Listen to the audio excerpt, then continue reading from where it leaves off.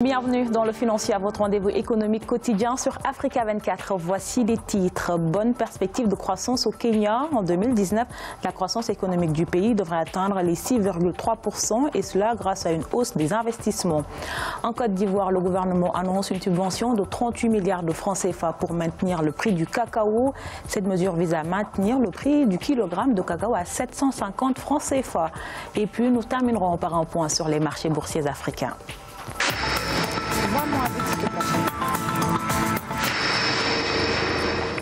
Le président Uhuru Kenyatta annonce une hausse de la croissance au Kenya. Elle devrait atteindre les 6,3% en 2019. Cette montée de la croissance sera favorisée par une hausse des investissements liés au programme Big Four Agenda du gouvernement Cheikh Omar Bandaogo.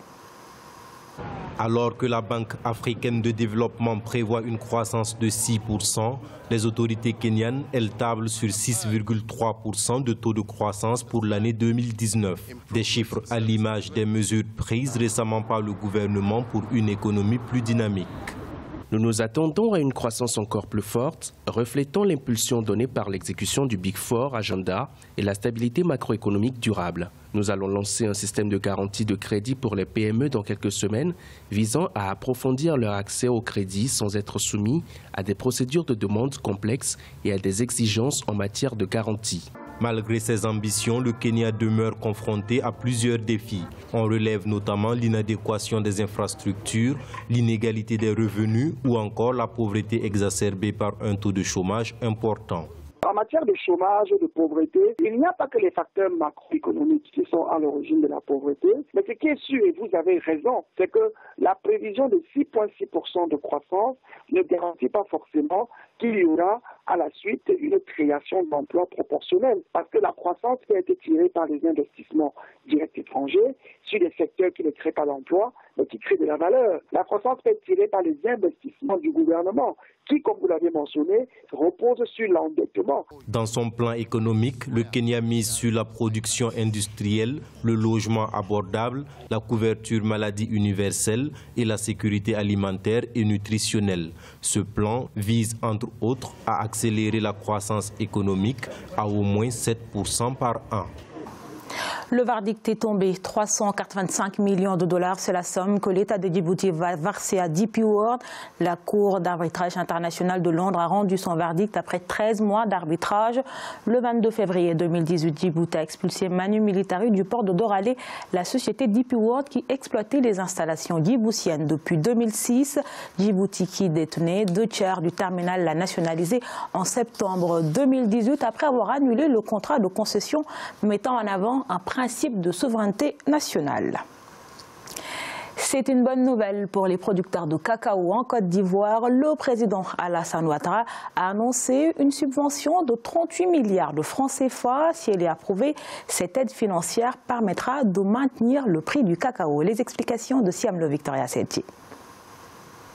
Une subvention de 38 milliards de francs CFA pour maintenir le prix du kilogramme de cacao à 750 francs CFA. C'est une décision prise par le chef de l'État ivoirien Alassane Ouattara. Il l'avait annoncé le 29 mars 2019 en prélude à la campagne cacaoyère intermédiaire ouverte le 1er avril 2019. Les acteurs en attendent l'effectivité. Ces 38 milliards, je pense que c'est le mécanisme de fonds de réserve qui a été mis en marche, qui permet aux paysans, aux producteurs de bénéficier d'une subvention au cas où le prix au kilogramme du cacao n'est pas reluisant. C'est un bon mécanisme. La nouvelle doit être certainement bien accueillie parce que si le prix du kilogramme de cacao est en dessous de 750 francs, ce n'est pas à l'avantage des producteurs. Et je pense que c'est un bon mécanisme qui doit continuer. Premier producteur mondial de cacao, la Côte d'Ivoire a presque atteint 2 millions de tonnes entre 2017 et 2018. Entre baisse des coûts sur le marché international, méventes et crise organisationnelle, les acteurs de la filière ont durement été éprouvés ces 2 dernières années. Sans subvention, les défis de commercialisation sont plus énormes. Une année en arrière, les producteurs se plaignaient parce que le prix du cacao avait diminué, mais l'État n'avait pas réagi de façon prompte. Ce mécanisme, s'il est fonctionnel, c'est un avantage et ça permet de stabiliser la filière. Le cacao représente 15% du produit intérieur brut ivoirien et 40%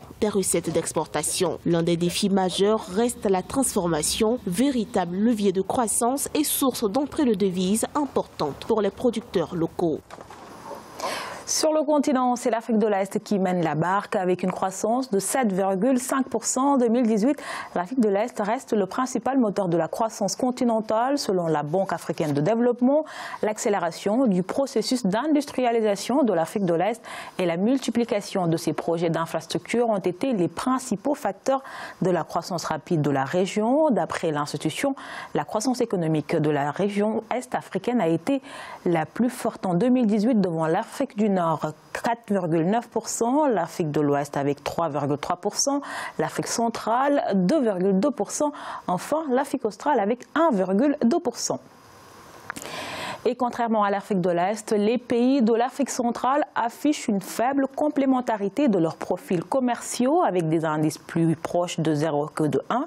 C'est ce que publie la Banque africaine de développement à travers son rapport sur les perspectives économiques de l'Afrique centrale. L'institution financière qui vise l'intégration commerciale de la région indique par ailleurs que peu de biens importés par certains pays sont des biens exportés par d'autres. On écoute. Le développement du potentiel commercial pourrait accroître les complémentarités entre les États membres. Les relations entre les industries manufacturières et l'agriculture, tant au niveau de la production que de la demande, pourraient être renforcées. Ce renforcement permettrait une transformation structurelle à l'échelle de la région via le secteur des services, laquelle transformation est essentielle pour le développement industriel et manufacturier, ainsi que pour les filières de production et de vente. Il est à présent l'heure de faire le point sur les marchés boursiers africains. En Afrique australe et dans l'océan Indien, à la mi-journée, l'indice de Maurice était en hausse de 0,09%. La bourse de Johannesburg augmentait de 1,34%. La bourse de Nairobi perdait 0,31% et la bourse de Gaborone était également en chute de 0,16%. Du côté de l'Afrique centrale et de l'Ouest, l'indice d'Abidjan perdait 0,18%. La bourse nigérienne augmentait de 0,21%. Et la bourse de Ghana gagnait également 0,01%. En Afrique du Nord, enfin, l'indice marocain augmentait de 0,05%. La bourse égyptienne gagnait 0,33%. Et la bourse tunisienne était également en hausse de 0,20%. C'est la fin de cette édition du Financial. Merci de nous avoir suivis. On se retrouve bientôt pour un nouveau rendez-vous de l'économie sur Africa 24.